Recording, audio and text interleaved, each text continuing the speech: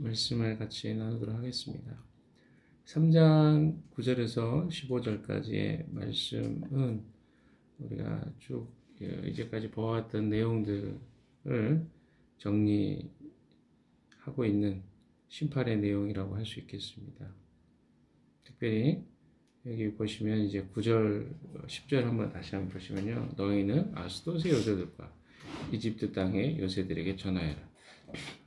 사마리아의 산 위에 모여서 그 도성 안에서 일어나는 저 큰 혼란과 그 속에서 자행되는 억압을 보라고. 그러니까 누구를 지금 증인으로 삼고 있습니까? 이방의 아스돗은 제가 여러 차례 이야기 드렸지만 블레셋 땅의 한 도시죠. 거기에 건설되어 있는 여세들과 이집트 땅의 여세들,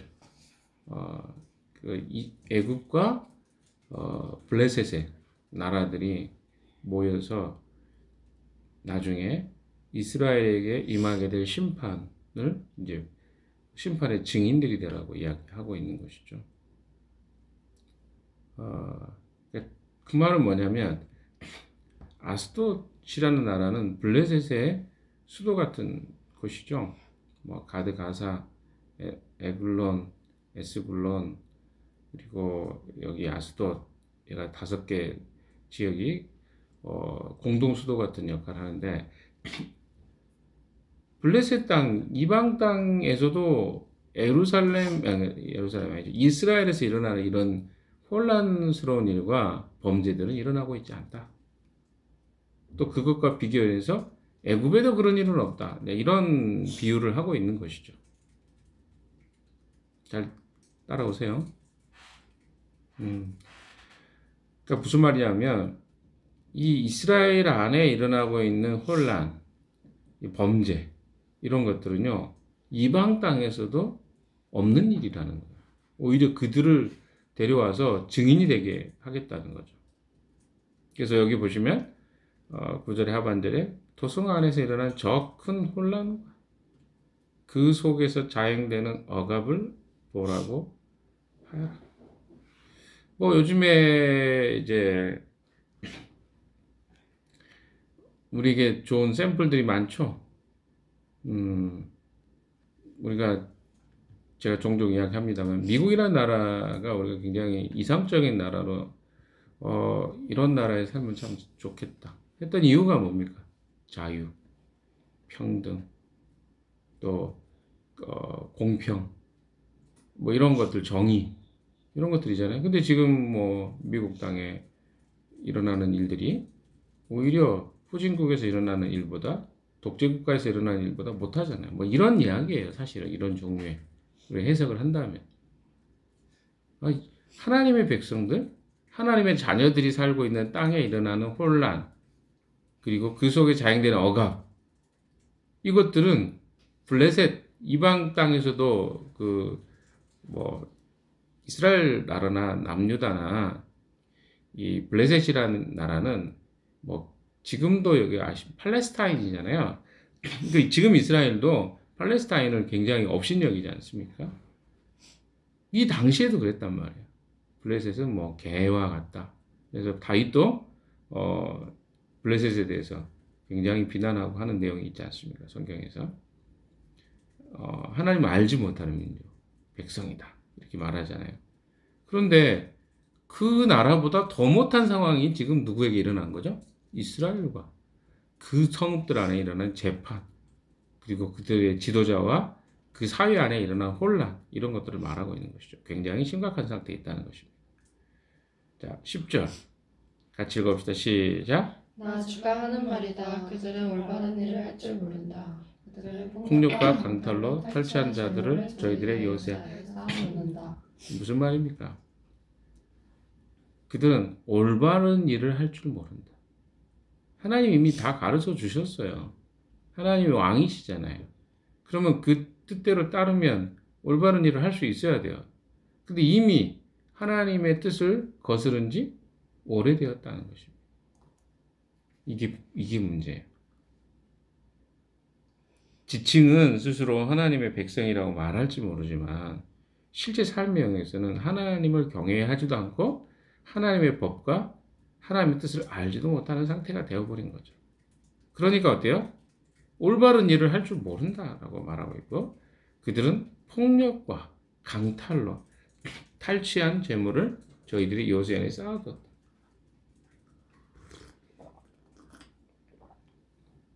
지금 말하고 있는 10절의 이야기는 뭡니까? 폭력, 강탈 이런 것들이 다 뭡니까? 이 이스라엘의 심판의 요소였다는 거예요. 그러니까 우리는 사회 정의적인 측면에서 지금 이스라엘의 주변 국가, 유다의 주변 국가들에 대한 심판이 임하는 것을 보았습니다. 그럼 당연히 그 자녀들인 하나님의 자녀들인 이스라엘과 유다에게는 더 높은 수준의 그런 기준과 요구들을 하실 거 아니에요, 하나님께서. 그런데 그들에게 나타나는 이 사회 안에 그 나라죠, 나라와 사회 안에 일어나고 있는 잘못들은 뭐냐면 강탈, 폭력, 억압, 혼란. 이거 다 무슨 현상입니까? 물론 율법과 하나님의 뜻을 따르지 않았을 때 나타나는 현상입니다. 그 기본적인 거 그거예요. 그러나 하나님 동시에 하나님의 백성답지 않은 것을 무엇으로 판단하냐면 그가 살아가는 삶의 방식, 사회적 현상을 통해서 하나님은 그들의 잘못을 지적하고 계신다는 거죠. 이해되시나요? 그래서 이런 그들의 잘못에 대해서 하나님은 가볍게 이 죄를 치부하지 않고 계시는 것을 보게 됩니다. 11절 같이 읽읍시다. 시작. 그러므로 나주 하나님이 선고한다. 이 나라를 포위하고 너희의 방언을 허물고 너희 요새들을 약탈할 것이다.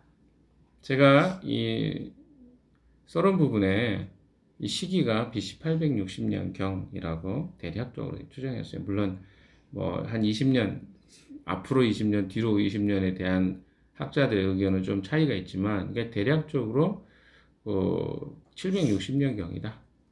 BC. 근데 아수르가 침공하게 되는 시기가 734년경이에요. 그러니까 한 나라가 멸망할 때는 그냥 멸망하지 않습니다. 여러 차례의 침공을 통해서 멸망을 해요. 남왕 유다도 그리고 세 차례의 침공, 바벨론의 침입에 의해서 멸망했지 한 번에 멸망한 게 아닙니다. 그러니까 남유다 같은 경우도 BC 586년에 멸망했지만 1차 침입은 아수르의 침입은 바벨론의 침입은 BC 605년경이에요. 그러니까 약 20년 전에 이미 1차 침입이 있었고 기회가 주어졌어요. 회복할 수 있는. 그런데 그게 안 되니까 2차 침입이 있었죠. 597년인가요? 뭐 이 정도의 기간이 있었고 마지막으로 최종적으로 멸망하게 된 게 586년입니다. 이 북왕국 이스라엘도 동일합니다. 최초의 공격과 침입이 있었던 건요. 734년경이에요. 그러면 연대로 따져보십시오. 어느 정도 기간이죠. 뭐 740년에 예언이 되었다고 하면 약 7년 정도의 기간이 있는 것이고 제가 이야기 드린 것처럼 BC 760년경이면 약 26년의 기간이 뭐 26년 정도 되겠군요. 기간이 남아있는 거예요. 그러니까 기간은 남아있는데 그들의 상태와 심판하실 수밖에 없는 상태가 20 몇 년의 기간이 남아있다 하더라도 회복될 수 없을 만큼 깨져 있는 상태였다는 것을 우리가 볼 수 있습니다. 여러분 잘 들으십시오. 한 번에 하나님은 완전히 어떤 그 하나님 백성을 심판하지 않아요. 기회를 계속 주십니다. 왜? 지금 구약의 역사가 그런 거 아닙니까? 호세아, 요엘, 아모스 다 북왕국 이스라엘하고도 연관되어 있는 나라들이 선지자들이잖아요. 그런데 그 선지자들의 외침에도 불구하고 그들이 회개하지 않았을 때 그 다음에 심판이 임하는 거죠. 더군다나 북왕국 이스라엘은요. 이 나라가 세워진 그 시기부터 BC 931년부터 지금 760년이 거의 170년, 그렇죠. 180년 되는 그 기간 동안 하나님이 끊임없이 그들은 한 번도 하나님 앞에 선한 왕이 없었어요.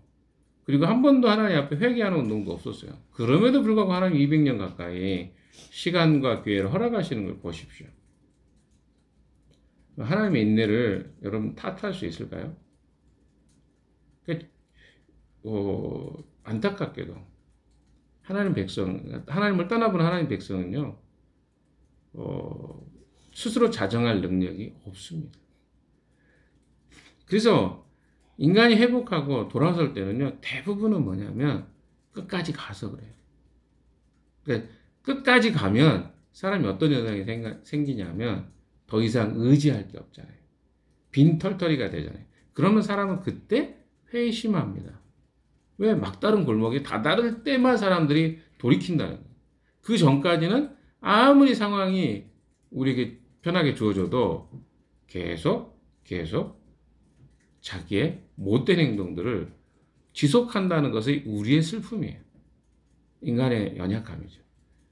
그래서 하나님이 심판을 오래 참고 하시지만 반드시 하시는 이유가 뭐냐면 그 가운데서도 돌아서는 자들이 있기 때문에 그렇습니다. 모두가 돌아서는 거예요. 여러분 보십시오. 여기에 나와 있는 이야기가 무엇입니까? 적군이 이 나라를 포위하게 하시겠다는 거죠. 하나님이 선포하는 거예요. 너희 방어벽을 허물고 너희 요새들을 약탈할 것이다. 왜? 돌이키지 않으니까.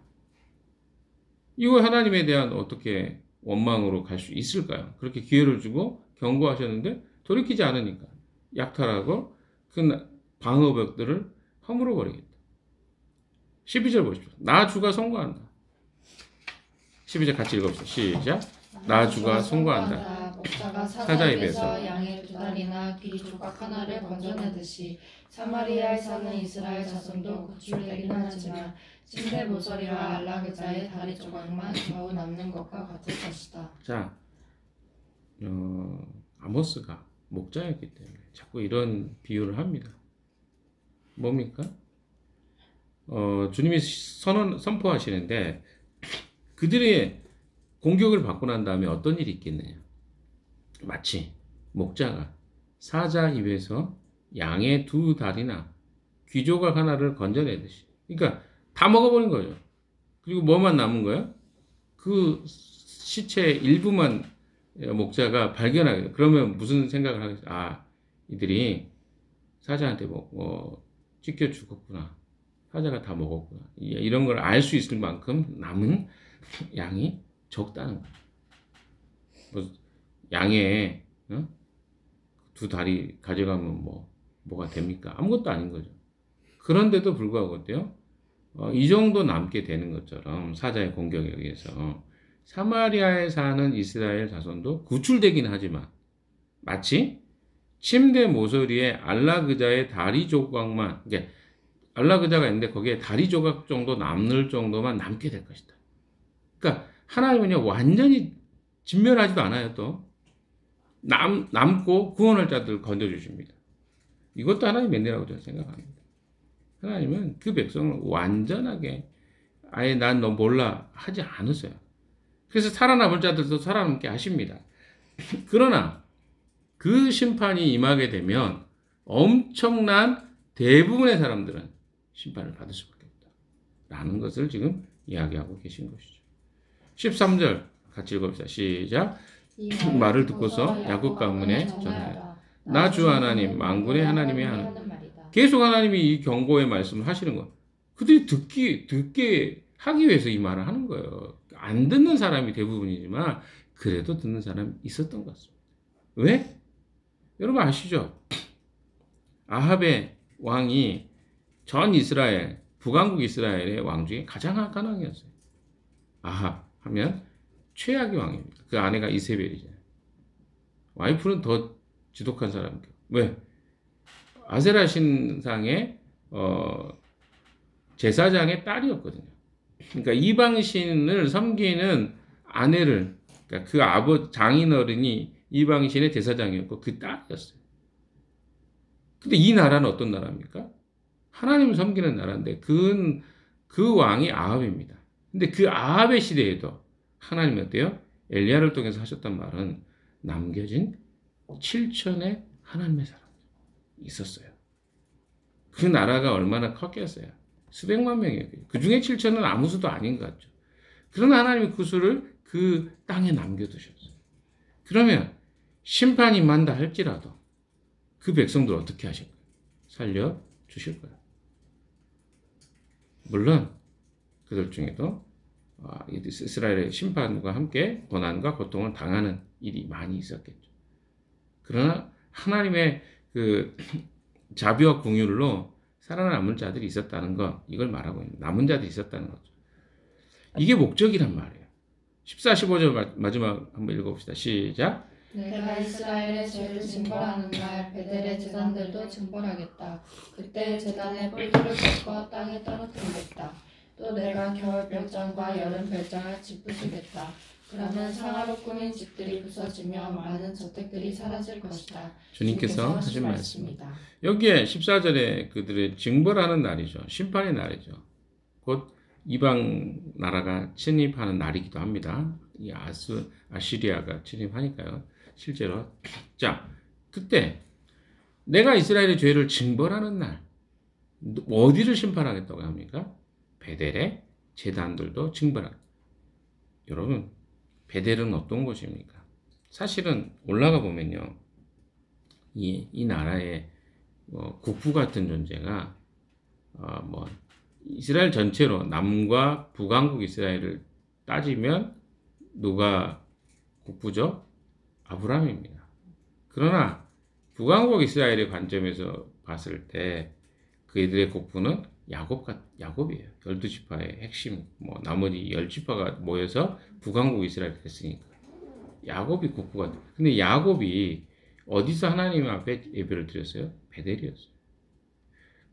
베델은 하나님의 그 천사들이 오르락내리락 했던 그런 장소입니다. 마치 나다나엘이 그 예수님께서 말씀하셨던 것처럼 인자가 오르락내리락하는 네가 보게 될 것이다. 예수 그리스도의 그 구원에 대한 메시지를 나다나엘이 본 것처럼 마치 그런 장소가 베델입니다. 그런 구원에 대한 메시지를 받았던 것, 하나님의 임재를 경험했던 장소 베델. 근데 그 베델에 뭘 놔뒀어요? 단과 베델. 단은 북쪽 끝이죠. 베델은 남쪽 경계선입니다. 남유다. 거기에다 뭘 했어요? 송아지 우상을 세우고 거기서 절기를 지켰어요. 근데 이걸 징리하고 계시는 거예요. 그러니까 베델의 제단들을 심판하시겠다. 그러니까 종교적 문제들이 이 이스라엘 북왕국 이스라엘 타락에 굉장히 치명적 이유가 된다는 거죠. 이미 하나님이 아닌 다른 신을 섬겼던 결과가 북왕국 이스라엘의 도덕적 타락으로 이어졌다는 것을 암시하고 있는 것이죠. 그래서 그 제단의 뿔들을 꺾어 땅에 여기를 심판하겠다. 하나님 다 뒤집어 버리겠다. 그들이 잘못 섬겼던 하나님이 아닌 다른 신을 섬겼던 것. 그러니까 그들의 그 잘못 죄악을 지적할 때 뭘 이야기합니까? 그들의 종교적인 삶의 모습들까지도 하나님이 귀담아 보고 계신 것이죠. 듣고 계셨고 보고 계셨고. 15절도 말합니다. 또 내가 겨울 별장과 여름 별장을 짓부수겠다. 그러면 상하로 꾸민 집들이 부서지며 많은 저택들이 사라질 것이다. 주님께서 하신 말씀. 유럽이나 나라들 보면 왕들이 여름 별장, 겨울 별장 이렇게 지어놓은 것들을 종종 봅니다. 요즘 우리나라는 세컨하우스 같은 개념이기도 하지만 부자들은 그런 게 있죠. 세컨하우스 개념. 옛날에는 별장이라고 했었죠. 왜 그렇게 합니까? 경치 좋은 데다가 그 시기에만 여름이면 여름, 겨울이면 겨울 너무 좋은 시기에 따뜻하거나 아니면 좀 시원한 곳에 가서 쉬는 거예요. 다른 데 더우니까. 그래서 여름 별장, 겨울 별장을 만든 이유가 그겁니다. 날씨를 좀 휴가처럼 보내는 거죠. 근데 거기를 너무 화려하게 짓고 거기에 가난한 자들, 어려운 자들은 접근할 수 없을 만큼 너무 화려하게. 그러니까 뭐요? 그 사회 안에 있는 가난하고 어려운 자는 돌보지도 않고 자기들 호화호식 하면서 자기들 자신만 누리려고 했던 그 장소를 하나님이 기억하시고 심판하시겠다. 자, 결론입니다. 사랑하는 여러분, 하나님은요, 하나님의 사랑하는 자를 징계하십니다. 징계하는 것은요, 우리는 싫어합니다. 징계받는 것을. 그러나 하나님의 징계는요, 그 자녀를 회복시키기 위한 거예요. 그러니까 부모가 자녀들을 징계할 때, 야단칠 때 인격을 파괴시키기 위해서 때리지 않아요. 그건 잘못된 것이죠. 그러나 그 자녀의 행동이 잘못됐다는 것을 가르치기 위해서 하는 징계는 필요합니다. 우리가 뭐 보시면 알잖아요. 강아지들 또 어때요? 징계를 해줘요. 훈육이라고 그래요. 아니, 훈육은 아니죠. 자녀, 우리 사람에게 하는 말이니까. 그러니까 뭐냐면 버릇과 습관을 건강하게 하기 위해서 가르치잖아요. 그러면 때로는 이 동물이 그것에 반항하기도 합니다. 이빨을 막 드러내고. 그러나 나중에 거기 순응하잖아요. 그럼 어때요? 사랑받는 강아지가 되는 거죠. 맨날 물어봐요. 강아지 좋아하겠어요? 사람도 똑같습니다. 사람 안에 본성이에요. 뭐예요? 악한 부분이 있어요. 그럼 거기에 훈계와 또 때로는 거기에 대한 규율들을 가르치는 거 반드시 필요합니다. 규율이 없는 자와 있는 자들은 삶이 달라져요. 사람이 사랑받는 걸 경험해 본 적이 없기 때문에 사람들이 그걸 보면 싫어하는 행동을 자꾸 하는 거죠. 막 문다거나 때린다거나. 이 아이는 그렇게 배운 거예요, 사랑을. 그러나 그것은 사람들이 싫어하잖아요. 똑같습니다. 하나님의 자녀들이 잘못된 행동을 할 때 하나님은 훈계하십니다. 징계하십니다. 그래서 어떻게 해요? 하나님의 자녀로 살아가도록 하기 위해서 하나님이 징벌하시고 징계하시고 하신다는 거예요. 핵심이 그겁니다. 하나님 백성이라도 그의 삶들 가운데 하나님의 형상과 하나님의 뜻을 따르지 않으면 이방의 사람들과 우리는 별 차이가 없다. 여러분은 어떻게 삶을 살아가고 계십니까? 내 삶의 윤리적인, 도덕적인 삶의 영역 속에서 얼마나 하나님의 성품을 드러내고 살아가는지 한번 점검해 보십시오. 요즘에 계속 점검하는 성경은 계속 우리 자신을 돌아보게 하는 내용이 많습니다. 왜? 하나님은 우리가 하나님의 자녀답게 살기 원하시잖아요. 그래서 주기도문에 그러죠. 아버지의 이름이 거룩히 여김을 받으라. 그러니까 그 자녀의 삶을 통해서 하나님의 이름이 거룩히 됩니다. 하나님 나라가 임한대. 그게 하나님이 우리를 부르신 이유예요. 근데 우리 삶을 통해서 세상의 사람들보다 훨씬 더 못한 그리스도인들의 모습이 오늘날 어글리 크리스찬 얼마나 많습니까? 어글리 크리스찬이죠. 네가 크리스찬. 더 이상 크리스찬이 하나님 백성이라는 거 하나님의 자녀라고 이야기하기에는 부끄러운 시대가 되어버렸잖아요. 이건 아니라는 거죠. 우리 삶에 그러면 내가 세상의 사람들과 별 차이가 없어 보이는 영역은 무엇인가를 우리가 돌이켜야 됩니다. 왜? 그것이 심판의 이유가 될 수 있기 때문에 그렇습니다. 사랑하는 여러분, 오늘도 우리는 우리의 삶을 살아갑니다. 거기에 우리도 모르게 습관화되어 있는 세상의 가치와 생각들, 삶의 흔적들이 있을 수 있습니다. 여러분 개인이 아시겠죠? 점검해 보십시오. 그리고 돌이키십시오. 왜? 우리의 삶의 심판의 이유가 될 수 있기 때문에 그렇습니다. 오늘 하루도 내 자신을 점검하고 돌이킬 수 있는 하루 되시기를 주님의 이름으로 축원합니다. 기도하겠습니다.